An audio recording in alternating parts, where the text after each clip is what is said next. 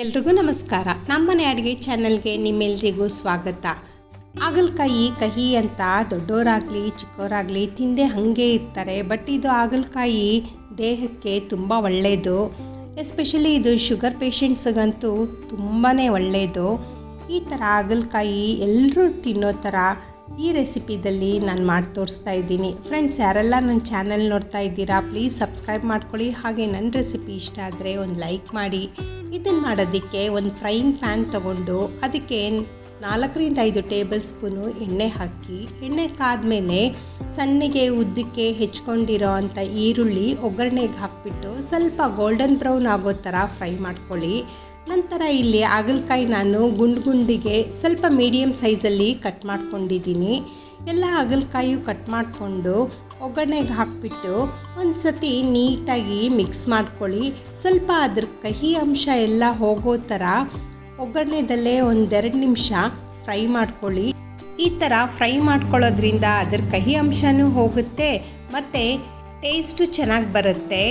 2 tomato medium ಸೈಜಲ್ಲಿ cut ಮಾಡಿಕೊಂಡು ಹಾಗಲಕಾಯಿಗೆ ಹಾಕಿ ಮತ್ತು ಸ್ವಲ್ಪ ಟೊಮೆಟೊ ಎಲ್ಲನೂ ಸಾಫ್ಟ್ ಆಗೋ ಥರ ಒಗ್ಗರಣೆದಲ್ಲೇ ಫ್ರೈ ಮಾಡ್ಕೊಂಡಾದಮೇಲೆ ರುಚಿಗೆ ತಕ್ಕಷ್ಟು ಉಪ್ಪು, 1/4 ಟೇಬಲ್ ಸ್ಪೂನು ಅರಿಶಿನ, ಹಾಗೆ 1 ಟೇಬಲ್ ಸ್ಪೂನು ಅಚ್ಕಾರದ ಪುಡಿ ತೊಗೊಂಡಿದ್ದೀನಿ. ಅದನ್ನು ಸಹ ಎಲ್ಲನೂ ಹಾಕಿಬಿಟ್ಟು ಒಂದು ಸತಿ ಒಗ್ಗರಣೆಗೆ ಹೊಂದ್ಕೊಳ್ಳೋ ಥರ ನೀಟಾಗಿ ಫ್ರೈ ಮಾಡ್ಕೊಳ್ಳಿ.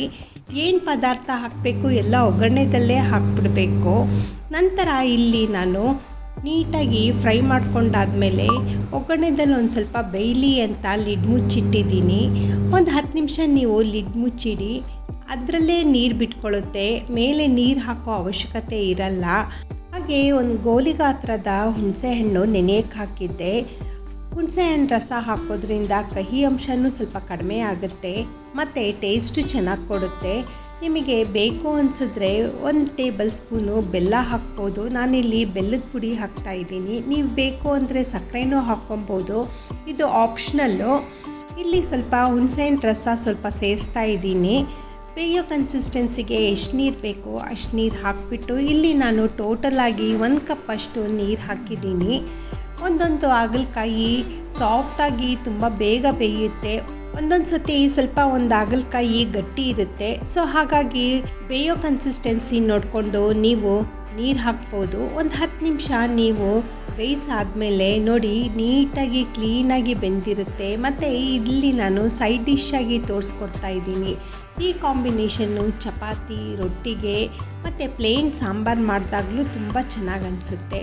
ಬೆಂದಾದಮೇಲೆ ಸಣ್ಣದಾಗಿ ಹೆಚ್ಕೊಂಡು 1-3 ಟೇಬಲ್ ಸ್ಪೂನು ಕೊತ್ತಂಬರಿ ಸೊಪ್ಪು ಮೇಲೆ ಹಾಕಿ ನೀಟಾಗಿ ಮಿಕ್ಸ್ ಮಾಡಿದ್ರೆ ರೆಡಿಯಾಗಿರುತ್ತೆ ನೋಡಿ ಹಾಗಲಕಾಯಿ ಪಲ್ಯ.